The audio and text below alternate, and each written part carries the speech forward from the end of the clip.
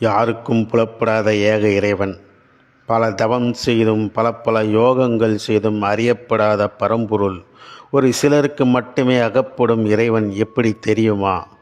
விண்ணுக்கும் மண்ணுக்கும் எட்டாத இறைவன், திருமாலுக்கும் நான்முகனுக்கும் காண இயலாதவருமான இறைவன், அன்பு எனும் கூட்டுக்குள் அகப்படுவான். அளவற்ற அன்பு செய்கின்ற அந்த சிறிய மனதில் சிம்மாசனத்தில் அரசனை போலவும், ஏழையின் சிறிய குடிசைக்குள் சிறிய மனதில் குடியேறுவான். அன்பு எனும் உயிர் ஒளிரும் அறிவு. அன்பே சிவம், அன்பே சிவம். அன்பால் இறைவனை எளிதில் வசப்படுத்தலாம். இறைவனிடத்தில் பக்தி செய். பக்தி என்பது அன்பு, அளவற்ற அன்பு. எல்லா உயிர்களிடத்திலும் அன்பு செலுத்துவதே பக்தி. இதுவே பக்தி மார்க்கம், இறையருள் பெறும் வழி.